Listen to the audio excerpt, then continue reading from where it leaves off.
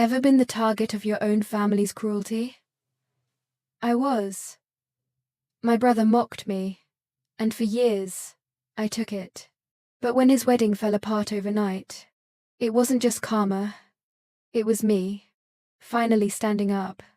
The deeper I dug into their lies, the more I uncovered. But was I ready to face what came next?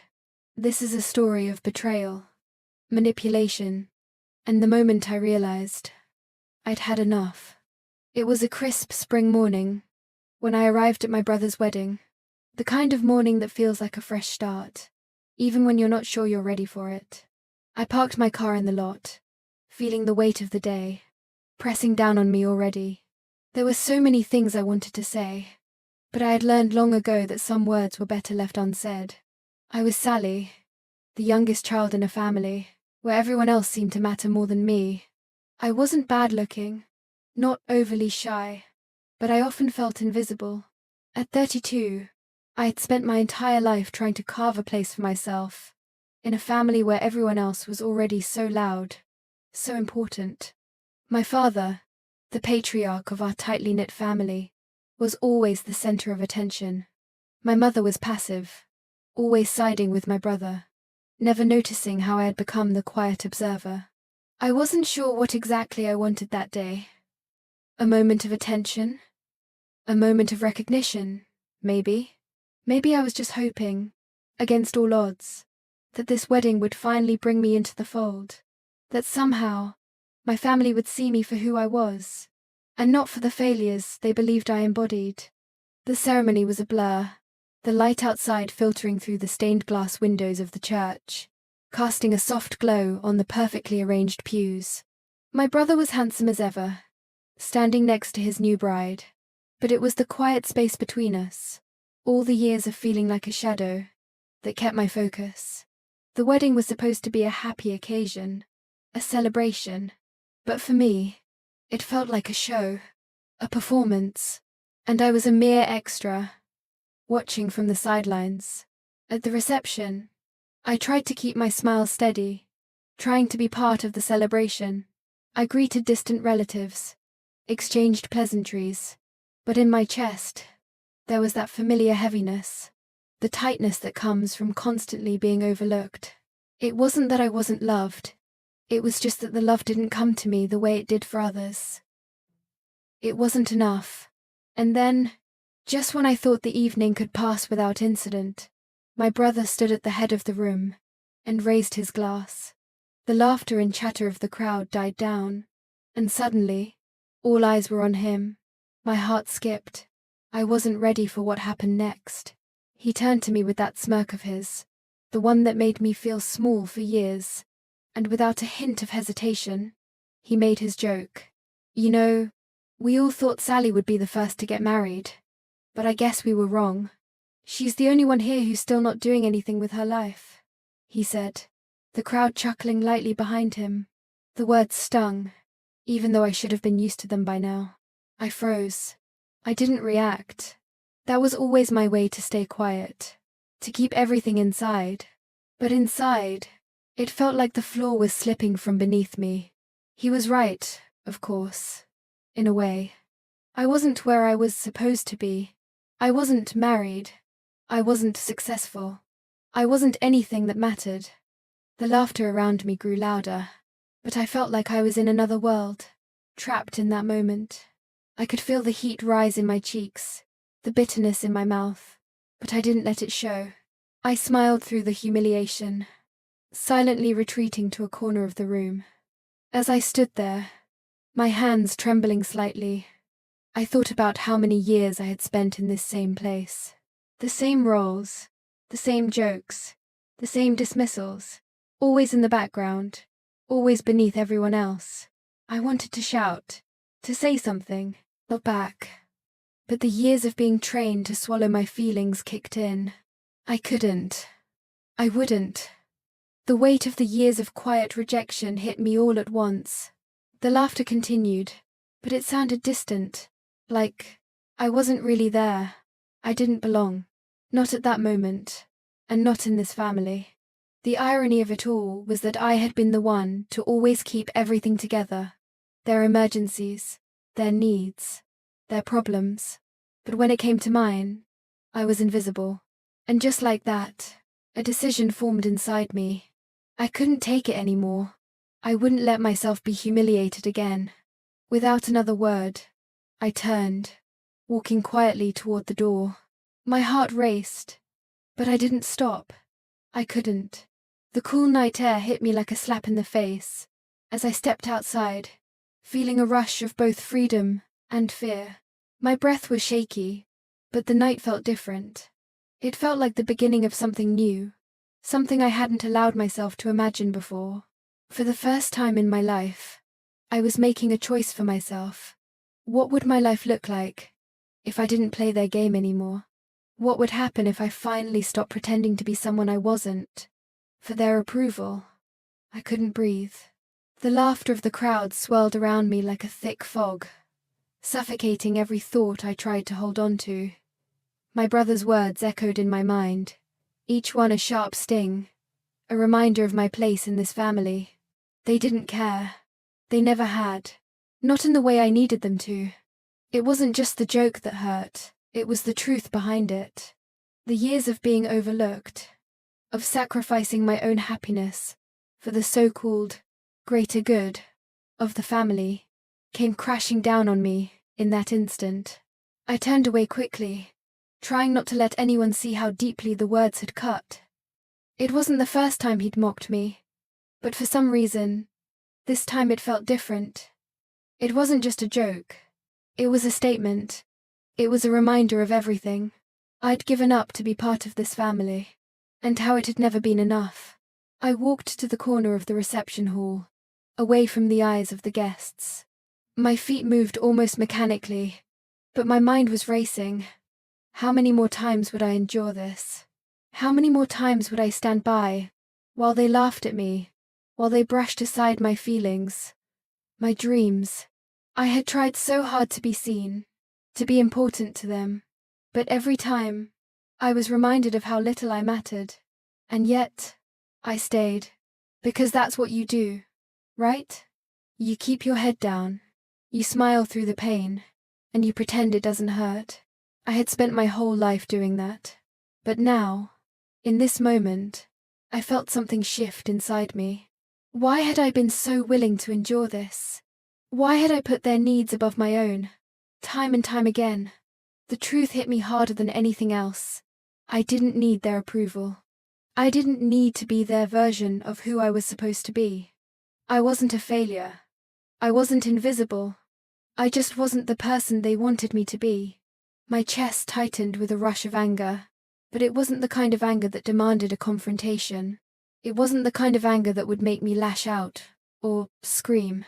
It was quieter, deeper, more resolute. I realized that I didn't have to stay in this cycle of humiliation. I didn't have to keep pretending everything was fine. For a moment, I thought about going back into the main room. I thought about walking up to my brother and saying something confronting him, standing up for myself. But I knew better. If I did that, I'd just be giving him another chance to hurt me, to diminish me. Instead, I turned toward the exit. My feet moved faster now, almost as though they had a mind of their own. I didn't need to say anything. I just needed to leave, to escape. As I stepped outside into the cool night, the weight that had been sitting on my chest for years started to lift. The air felt sharp, fresh, like the first breath I had taken in years. My heart was pounding in my chest, but it wasn't fear anymore. It was liberation. The anger was still there, burning, but it felt like fuel. For the first time in forever, I didn't feel small. I didn't feel invisible. I felt seen. By myself. I walked down the street, my mind racing with thoughts I had suppressed for far too long. It was time to stop pretending. Time to stop allowing them to define who I was. Time to stop letting their rejection shape my sense of self-worth. The past few years had been a string of disappointments, but they hadn't been my fault. I hadn't failed. They had failed me. And now, I was done. The decision to leave wasn't a dramatic moment. It wasn't a huge scene or a tearful goodbye.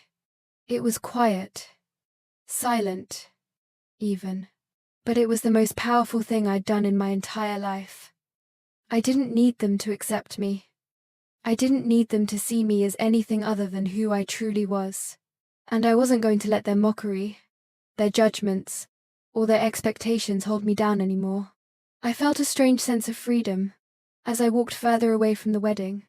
It was as if the years of suffocating pressure were finally falling off of me. I could finally breathe. But even as I took in that breath of fresh air, I knew that there would be consequences. I knew this wasn't going to be easy. Leaving wasn't the end of the story. It was just the beginning. For the first time in my life, I was choosing me. And though the road ahead was uncertain, I knew I had to keep moving forward. As I walked through the quiet streets, I asked myself what came next. What would I do with this newfound freedom? How would I navigate life without the weight of my family's expectations hanging over me? I didn't have the answers yet, but I knew one thing for sure. I wasn't going back. I wasn't going to let them control me anymore. For the first time in a long time, I felt like I was finally taking control of my own life. As I walked further away from the wedding, the weight of my brother's words still crushed me. But something inside me had shifted. It wasn't just the humiliation I had felt, or the years of playing second fiddle to a family that never seemed to see me. It was the realization that I had allowed it all to happen. That, for far too long, I had been complicit in my own suffering. I didn't just feel angry. I felt a kind of betrayal that gnawed at my insides, hollowing me out. And that anger wasn't just for the mockery at the wedding. It was for every time I had swallowed my pride and my pain for the sake of family, for every time I had put their needs before my own, thinking I was doing the right thing, while they treated me as invisible, as less than. There were moments I could still remember, like vivid flashes from a dream I couldn't escape. My childhood, full of sacrifice. I was the dutiful daughter, the one who did what was expected, kept quiet when things were unfair, took the back seat while my older brother and sister got the praise.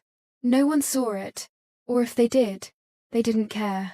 As a child, I had learned to be small, small in my voice, small in my dreams, and they were all too happy to let me stay small.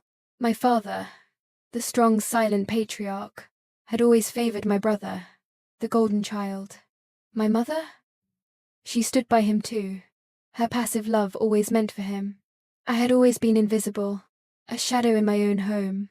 Even now, walking away from the wedding, I was overwhelmed with the weight of all those years. Why had I stayed? Why had I endured? I had always hoped, somewhere deep down, that they would see me, that one day they would understand the quiet strength I had, but they never did. And the more I gave, the less I received in return. The emotional scar from the mockery still stung. But I felt something else growing inside me, a quiet strength. For the first time, I wasn't just angry, I was determined to break free from their hold. It was time to stop playing the part they had cast me in. It was time to stop seeking their approval, to stop feeling like I was lesser. I had always told myself that I couldn't leave them behind, that I had to keep showing up, to keep being there. But tonight, for the first time, I understood that my presence had never mattered to them. It was my silence, my compliance, that they counted on.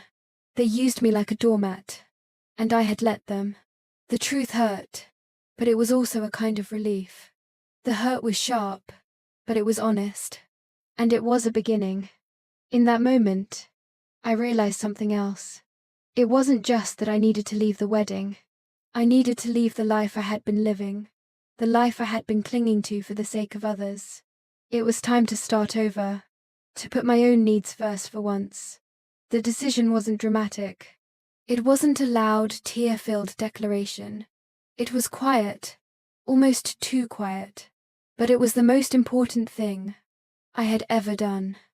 I had no idea where I was going, what I would do next, but I knew one thing for sure. I couldn't keep living like this. I had to take control of my own life. I couldn't keep allowing them to dictate who I was, what I was worth. And so, I left. Not just the wedding, but everything. As I walked through the dark streets, my mind raced with thoughts, plans, and uncertainties. But in the midst of all that uncertainty, I felt something stirring in me, a strange, unfamiliar sense of freedom. For the first time in my life, I wasn't defined by my family. I was defined by myself. I wasn't sure what the future held, but I knew one thing. I was ready to face it. And for the first time, I was ready to be seen for who I really was, not who they wanted me to be. The freedom I felt was intoxicating, but as I walked, I realized it came with a price, a heavy price. It wasn't just my family I was leaving behind. It was the life I had known, the comfort of familiarity. It was a risk, a leap into the unknown. I wasn't sure I was ready for it, but I knew that if I stayed, I would only continue to fade into the background, swallowed by their expectations and their judgments. I couldn't do that anymore. I couldn't keep living in their shadow. As I took one last look back at the wedding hall, I knew there was no turning back. I had made my choice, and now it was time to live with it. The phone rang just as I was walking through the door of my small apartment, the silence of the empty space hitting me in a way I wasn't quite prepared for. I glanced at the screen. My brother. I hesitated for a moment, staring at his name.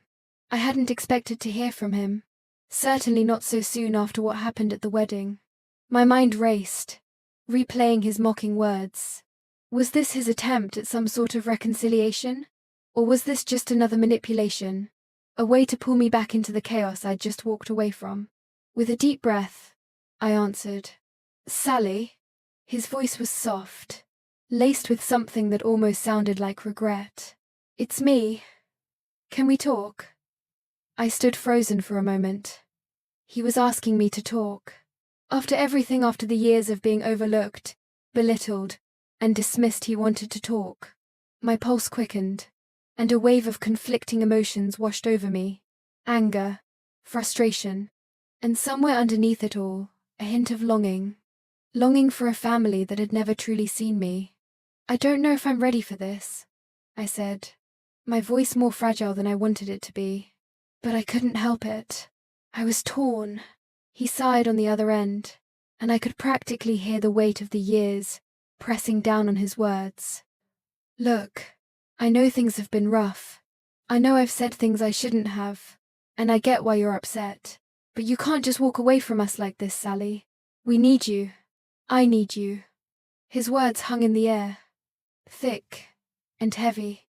Need me? After everything? I had always been the one who needed them, but in the end, it had never been enough. Never. "Don't pull this on me now, David," I said, a sharp edge creeping into my voice. "You can't just expect me to forget everything because you suddenly feel guilty. I've been invisible in that family for so long, and now, when I finally stand up for myself, you want me to come back like nothing ever happened?" I could hear him quiet for a moment. "I'm sorry," he said, his voice softer now. I miss you. The family misses you. Things won't be the same without you." His words were laced with an apology, but they didn't feel like the genuine kind. They felt like words of a man who had been caught in his own selfishness, trying to pull me back into a space that was never meant for me. The anger in me flared, and for the first time, I realized how much my family had shaped me into someone I didn't recognize. I had spent my life catering to them, trying to be everything they wanted me to be. But they had never once asked what I needed, what I wanted, or what I had to offer. My worth had always been defined by their expectations, never my own. "No," I said, my voice firm now. "I can't keep doing this. I can't keep sacrificing who I am for the sake of family loyalty. I've given so much, and for what? To be humiliated at your wedding? To be the punchline of your jokes?" There was a silence on the other end of the line. I could feel his presence there, but I couldn't bring myself to feel sorry for him anymore. This wasn't about him. This was about me. "I need time," I said, my voice steady now. I can't just jump back in and pretend everything is okay.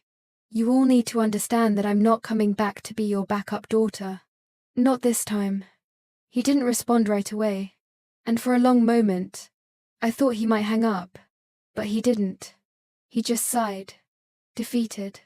Okay, I get it, but I hope, when you're ready, we're here, your family, and we miss you.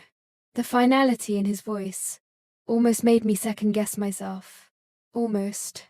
But I stood firm, knowing that my decision to walk away was the first step toward something better, something real. I'll be fine, I said quietly, before hanging up. The phone call left a heavy silence in its wake, but it also cleared the air. I wasn't going back. I couldn't. This moment was mine to take control of my own life, to reshape it into something that fit me, and not the expectations of others. I sat down on my couch, my body tense, my mind racing with 1,000 different thoughts. I was angry, yes, but I was also free. For the first time in years, I wasn't answering to anyone but myself. But even as I sat there, a strange unease lingered in the back of my mind. I had made my decision, but that didn't mean it would be easy. Letting go of everything I had known, my family, the ties that had bound me for so long, wasn't a simple task. I couldn't just erase years of emotional dependency with one conversation. The phone buzzed in my hand, interrupting my thoughts. A text message flashed on the screen, one I hadn't expected. I know what you're planning to do. I stared at the message, the words chilling me to the core. I thought I was free, but maybe there's still someone out there who can tear down everything I've worked so hard to build. The moment I had been dreading arrived unexpectedly. My phone rang, and I didn't even need to look at the screen to know who it was. My brother. His number had flashed on my phone, the minute I had walked away from the mess of family expectations. The irony of it all made my stomach twist. I didn't answer right away. I let it ring out. The old habits still clung to me, the reflex to pick up and listen, to let the toxic whirlpool of family drama suck me back in. But no, not anymore. Not today. I had promised myself, as I stepped out into the cool night air earlier, that I would finally be free. But then the phone buzzed again. A second call. My hand hovered over the screen before I finally answered, my voice steady despite the chaos swirling inside. "What do you want?" I asked, not bothering with pleasantries. "Sal," his voice came through, tentative, like someone testing the waters. "I think we need to talk about what happened." His words felt like a weight pressing down on me, dragging me back into the past. I couldn't help but think about everything that had led to this moment. The years of family gatherings, where I was invisible, the jabs from my siblings, the constant pressure to keep quiet, to be the good daughter. "What do you want me to say, David?" I replied, frustration bubbling beneath the surface. "You humiliated me at the wedding, and now you want me to just come back and pretend like everything is fine." He sighed heavily, a sound I had heard so many times before. He was trying to play the part of the caring brother now, but the damage had been done. "I didn't mean it like that, Sal. I was just joking, you know? But I get it. I shouldn't have said that." "Joking?" I scoffed, my voice rising. "It wasn't funny, and you know it. It wasn't a joke when I've spent my entire life sacrificing for a family that never appreciated me." There was a long pause on the other end. I could almost feel him stumbling for the right words, the way he always did, when he couldn't fix things with a few hollow words. "I'm sorry," he finally said, "but this family needs you. We all miss you, Sal. It's not the same without you." I felt a rush of anger flood through me. How dare he? How dare they act like nothing had changed? How could they ask me to come back, to forgive them for all the years of neglect and condescension? "You don't get it, David," I said, my voice cold now. "You don't miss me. You miss the version of me that did everything you all asked. But I'm done with that. I've had enough. I'm not going back." Not this time. There was silence. For a long moment. I knew he was trying to process what I was saying. But I couldn't make myself care. It was too late for apologies. Too late for them to make it right. I had spent too many years trying to fit into their mold, trying to be the daughter they wanted me to be. But I couldn't do it anymore. I have to go, David, I said, cutting the conversation short. I need to live my life for me now. The line went quiet as I hung up. For a split second, I thought I heard him call out my name, but I didn't look back. The anger still simmered beneath the surface, but it wasn't the same as before. It didn't sting, the way it once did. The weight of the years of family manipulation, the jokes, the slights. It was all too much to carry anymore. For the first time in my life, I felt the possibility of something different. I had done it. I had taken the first step, but there was still so much more to do. But even as the anger settled, a deep sense of unease took its place. My brother's words had hit harder than I had expected. We miss you. It was the same thing they always said when they wanted me to fall back into line. But this time, I wasn't going to. Not anymore. I had already made up my mind. I sat on the couch in my apartment, my thoughts spiraling. It wasn't just the family I had to contend with now. It was my own fears, my own doubts. Could I really do this? Could I keep walking away and start a new life, free of their expectations? And then, just as I thought I had found some peace, my phone buzzed again. Another message. But this one was different. The text simply read, "I know what you're planning to do." My heart dropped into my stomach. The words hit me like a punch to the gut. Who was this? How did they know what I was thinking? I stared at the phone, my fingers trembling as I held it. A cold sense of dread washed over me. I thought I had finally broken free, but maybe someone wasn't ready to let me go. The possibility of someone still watching, still controlling, made me feel like I was back where I started. But there was no going back now. I couldn't let them pull me back in. I wasn't going to let fear dictate my future. I had fought too hard to get here. I took a deep breath and deleted the message. Whatever was ahead, I could handle it. I wasn't going to be anyone's pawn anymore. The future was mine, and I was finally ready to take it. Sally stood frozen in the middle of her living room, staring down at the envelope. The letter from her father. She hadn't expected it. Not after everything that had happened. The anger that had surged through her earlier now felt distant, replaced by a mix of uncertainty and an unfamiliar sense of vulnerability. Her fingers trembled as she held the letter, feeling its weight heavier than the paper it was written on. Her heart pounded in her chest as she slowly tore open the envelope. What could he possibly say that would change everything? Could a few words on paper make up for years of neglect, manipulation, and disappointment? She pulled out the letter and unfolded it, the paper crisp in her hands. The words seemed to blur at first, but she focused, reading each sentence with growing trepidation. "Dear Sally, I know I've failed you as a father, and for that, I am truly sorry. I've been a coward in many ways, and I see now how much I've hurt you. It's been easier for me to avoid the truth than face it, but I can't do that anymore. I don't know if you can ever forgive me, but I hope you can at least hear me out." Her breath caught in her throat. It wasn't the apology she had dreamed of. There were no grand admissions, no long-awaited explanations. Instead, there was a stark, raw honesty. It felt real, but also hollow in a way. Was this really a step toward redemption, or just another manipulation? The letter continued. "I've always been hard on you, and I regret that. I treated you like you didn't matter, and I took you for granted. I made mistakes, but I need you to know, Sally, that I love you. I'm asking for another chance to make things right, if you'll let me." The words sank in, but the old skepticism rose up too. How many times had she heard these kinds of empty promises before? How many times had her father spoken of change, only to revert to his old ways the moment the dust settled? Could she trust this? Could she really believe in his words now?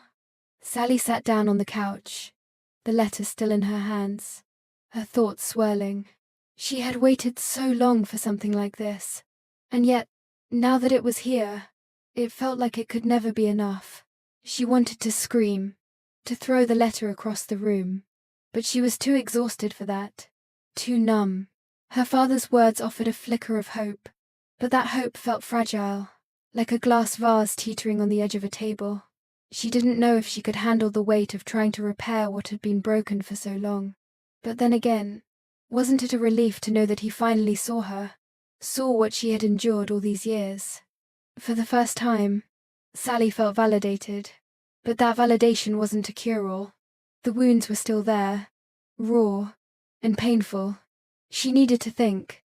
The next day, Sally gathered the courage to visit her family. The letter was tucked into her purse, heavy with its promise, but she wasn't sure if it could hold up to the truth of what she would find. She needed answers, not more words. She needed them to show her that they could change, that they could really see her for who she was, not who they wanted her to be. Walking into her parents' house, she felt the familiar tension in the air. The house hadn't changed. Everything still felt the same. The old pictures on the wall, the same couch she'd sat on as a child, the smell of her mother's cooking wafting from the kitchen. It was all so familiar, and yet nothing felt the same. Her brother was already there, his face hardening when he saw her enter. She could almost see the gears turning in his head, trying to figure out if this was going to be another dramatic episode, or if something real was happening. "Sal," he said, his voice tight. "You came. I didn't expect you to. I need to talk to you all," she replied, her voice steady. "It's time to stop pretending nothing's wrong." Her mother was in the kitchen, but Sally knew she was already listening. The woman couldn't help but eavesdrop on everything. "Sit down," her father said, his voice softer now, more conciliatory. "We need to talk." Sally sat, the letter still clutched in her hand, but she didn't open it. Not yet. The confrontation started small. Her brother began to defend his own actions, denying that he had meant to hurt her at the wedding. "You're overreacting," he said, his eyes avoiding hers. "It was just a joke, Sal. Why can't you let things go?" She could feel her heart racing, her anger starting to surface. "A joke? You called me a failure in front of everyone. How is that a joke, David?" Her mother spoke up then, her voice calm but dismissive. "You're making this more difficult than it needs to be. We've all been through a lot, Sally. You just need to stop being so sensitive." Sally stood up, abruptly. "I'm not being sensitive. I'm finally saying what I've needed to say for years." Her father, who had been silent until now, spoke up in a low voice. "We've always tried to do what's best for you, Sally. Maybe you don't see it, but we've always been there, haven't we?" Sally's chest tightened. "No, you haven't. You've been there for yourselves. You've always made me feel like I was nothing, like I didn't matter. I spent my whole life trying to make you proud, and it was never enough. I was never enough." The room fell into a heavy silence. Her family, for all their noise, for all their justifications, couldn't say anything that would make it right. Sally realized then that nothing would change unless she changed, unless she walked away for good. "I can't do this anymore," she said, her voice breaking. I'm done. I'm done trying to fit into your mold, to be the daughter you want. I'm done being the family's punching bag." She didn't wait for a response. She turned and walked out of the house, feeling the weight of her decision settle in. It was the hardest thing she had ever done, but she knew it was the right one.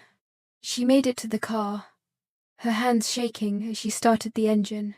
Just as she was about to pull away, her phone buzzed. She hesitated before looking at the screen. It was a text message from her father. "I'm sorry, but I think I've lost you for good." The words hit her like a punch to the gut. She didn't know what to feel anymore, but one thing was clear. She wasn't going back. Sally sat in the car, her fingers gripping the steering wheel as the weight of her decision settled into her bones. The call from her father had left her reeling, and for a moment, she questioned everything she thought she had learned. Her father had apologized, but it didn't feel like enough. She had heard apologies before, hollow words that never changed anything. But this time, she wasn't sure. She remembered the years she had spent being overlooked, manipulated, and dismissed. Years spent chasing their approval, pretending that their love would somehow come if she played her part right. But what had it gotten her? A lifetime of emotional scars, a constant struggle to prove her worth. That's what had kept her stuck for so long. But not anymore. She had fought to get to this point. She was standing on the edge of something new, something different. And no matter how much her family tried to pull her back in, Sally wasn't going to let them drag her under again. She reached for her phone, her mind made up, and dialed the number. Her brother answered on the second ring. Hello? His voice was guarded, like he was waiting for an argument. I'm coming, she said, her voice steady, despite the nervousness swirling inside her. But I'm doing this for me, not for you. There was silence on the other end, followed by a hesitant, okay. Sally ended the call, her heart thudding in her chest. This was it. The moment of truth. She was finally going to face them, not with fear or hesitation, but with the quiet strength she had found in herself over the last few months. As she pulled up to her family's house, her nerves flared again. But this time it wasn't fear. It was something else. A resolve that she hadn't known she had. She walked up to the door, her steps purposeful. She wasn't the same person who had left them behind. She had found herself, and she was no longer afraid to stand up for who she was. Her father opened the door, and for the first time in years, his face didn't look like a mask. There was a softness there, an unfamiliar vulnerability. Thank you for coming, he said, his voice quieter than usual. Sally stepped inside, surveying the room. Her brother was there, sitting on the couch, and her mother was in the kitchen, though she could feel the tension hanging in the air. They were all waiting for her to speak, but she wasn't going to be the one to break the silence this time. Why did you do it? She asked, her gaze fixed on her father. The question was simple, but it carried the weight of all the years she had spent wondering. Why did you treat me the way you did? Her father shifted, clearly uncomfortable. Sally, I don't know what to say. I've always been distant, but I want to change. I want to fix things with you. Fix things?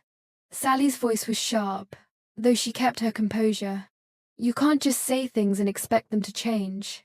You can't just apologize for everything you've done and expect me to forgive you like it's nothing.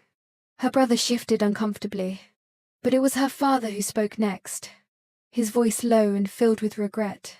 I know, Sally, and I'm sorry, but I wasn't the father you needed, and for that, I failed you.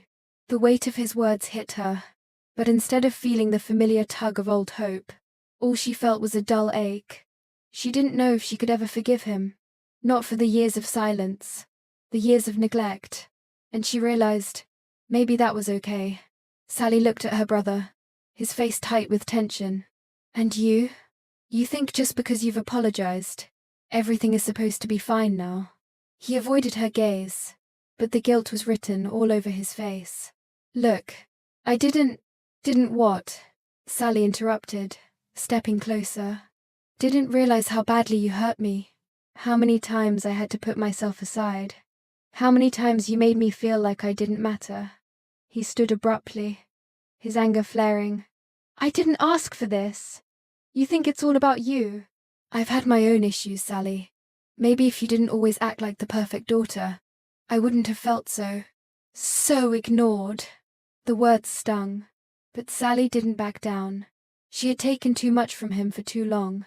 I didn't make you feel anything. You made yourself feel small.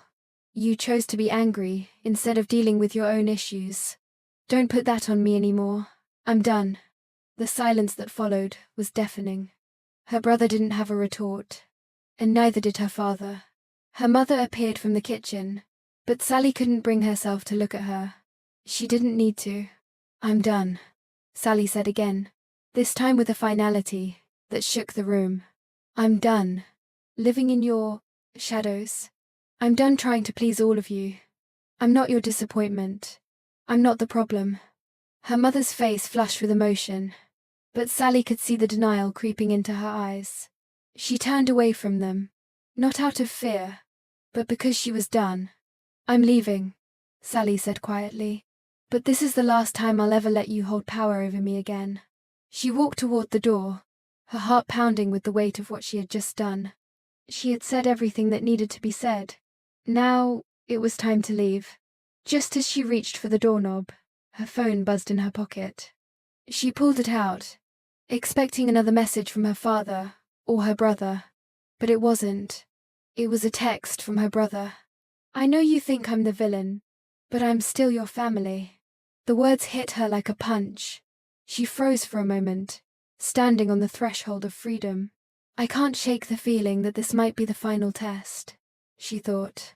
Will I come out of this stronger, or will it break me again? Sally's heart pounded in her chest as she stepped into the room. The air was thick with tension, a tension she hadn't felt in months. But today, she wasn't the quiet, overlooked sibling anymore. Today, she was going to stand her ground. She had made her choice, and no matter what, she was prepared to face the consequences. The family had gathered her father, her brother, and her mother, all waiting for her. The same family that had manipulated, belittled, and dismissed her for years. As she walked into the room, she could feel the weight of their eyes on her. But instead of shrinking, she held her head high, the confidence she had gained in the past few weeks carrying her through. Her father spoke first, his voice soft, but carrying an air of authority. Sally, I'm glad you could make it. I know things have been difficult. I want to apologize for my part in all of this. Sally didn't flinch. She had heard apologies before, hollow words with no follow-through. She crossed her arms and stared directly at him. Apologies don't change anything. Not unless you mean it. And even then, words are easy. It's your actions that count. Her father shifted uncomfortably, but he pressed on. I'm asking you to try again, for the sake of the family. We need you. Your brother needs you. Can't you see that?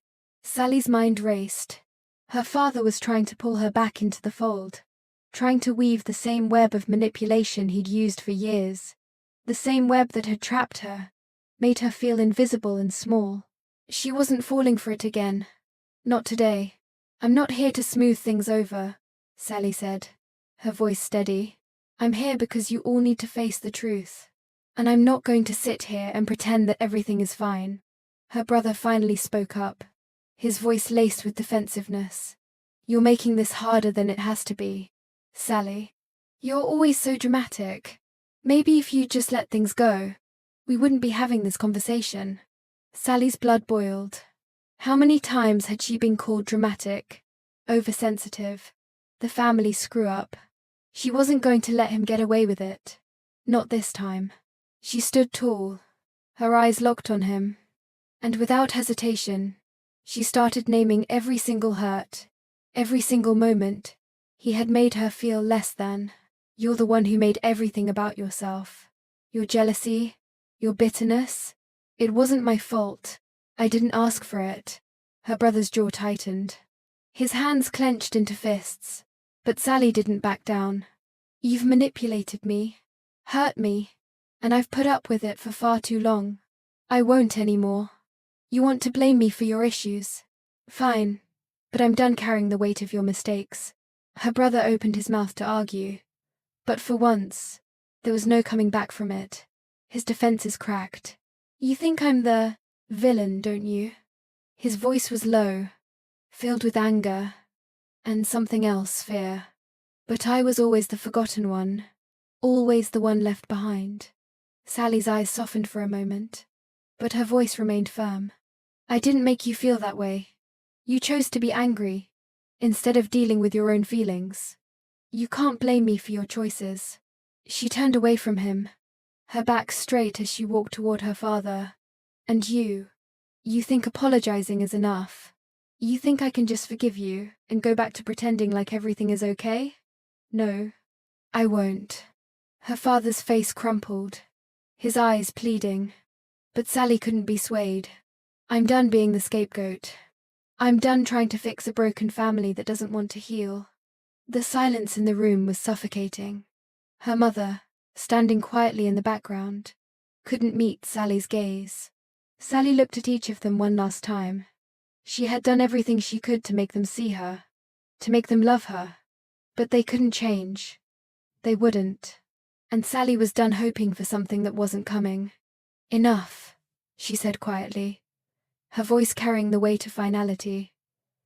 I don't need your approval. Not anymore.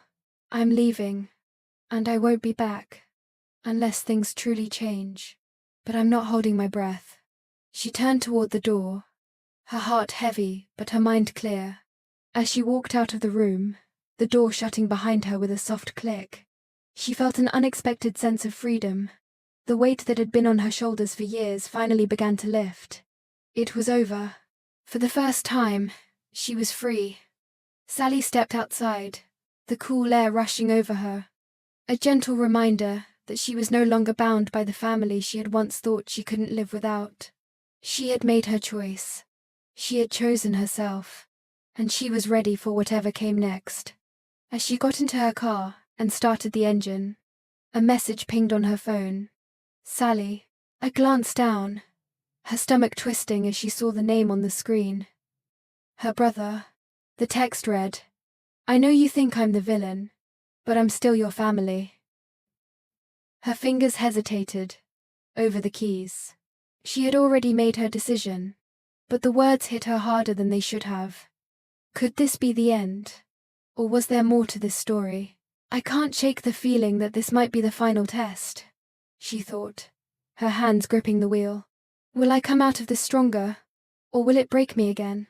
Sally sat by the window, the soft hum of the world outside, barely registering as she looked into the distance. The past few months had been a whirlwind, and now, with everything settled, she finally had the space to breathe. She replayed the moments of confrontation, the family, the letters, the endless cycle of hurt and disappointment. The weight of it all was heavy on her chest, but there was something else there now, a sense of closure. She had done it. She had stood her ground, and for the first time in a long time, she felt free. The phone buzzed on the table, interrupting her thoughts. It was a message from her father, one more attempt to reconnect, to smooth over the cracks in their broken relationship. A part of her wanted to ignore it, to move on without looking back. But she couldn't shake the feeling that she needed to hear them out one last time. After everything, maybe this was the final chapter. Maybe it was time to let go. Fully. And completely. She read the message, feeling a strange mix of detachment and curiosity. I'm sorry for everything. I've realized my mistakes, and I hope we can rebuild what we lost. The words seemed hollow, like an apology written out of obligation, rather than genuine remorse. Sally took a deep breath. I've heard it all before, she muttered under her breath, setting the phone down. She had already made up her mind. The conversation felt different this time. She wasn't looking for validation anymore. She wasn't waiting for them to accept her or love her on their terms. This time, she could walk away and not look back. Dad, she replied simply. I hear you, but I can't go back to that life. The damage is done. I've moved on. The message sent, and for the first time in years, Sally didn't feel the crushing weight of guilt. There was no need to explain herself further. She wasn't responsible for the dysfunction of her family. Her journey had to be her own, and she was finally at peace with that decision. Her next step was a symbolic one, though it felt monumental. She decided to sell the family home, the house where she had spent her childhood, where the ghosts of old arguments and broken dreams had lived for so long, would now be someone else's. She didn't need the memories anymore. She needed space to grow, to breathe, to be herself. The decision to sell wasn't made lightly.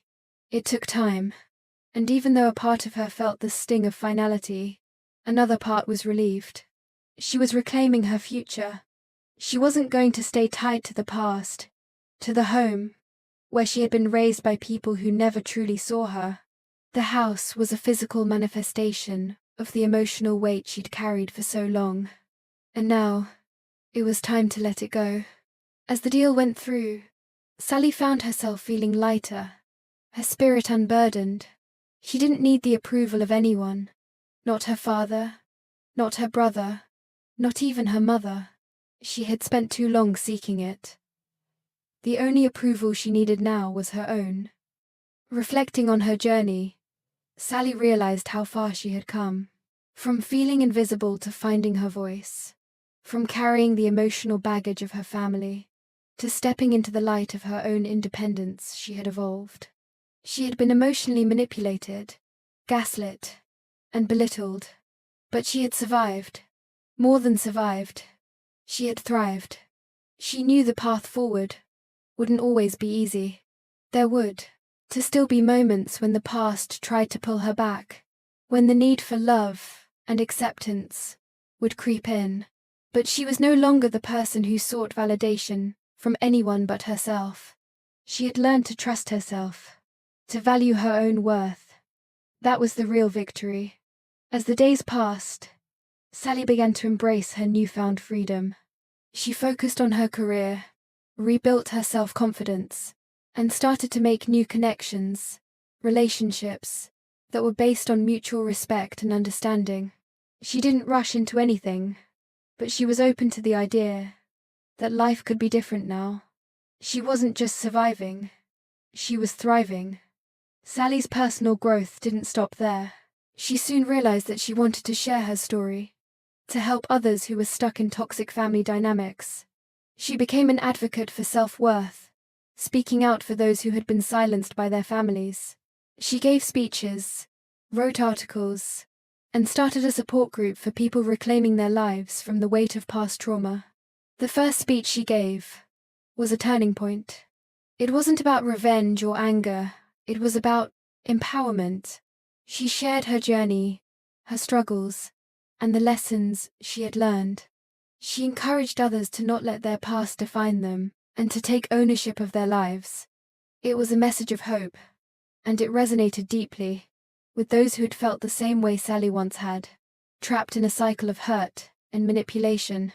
As Sally continued her journey, she found peace not in the absence of conflict, but in her ability to handle it with grace and strength.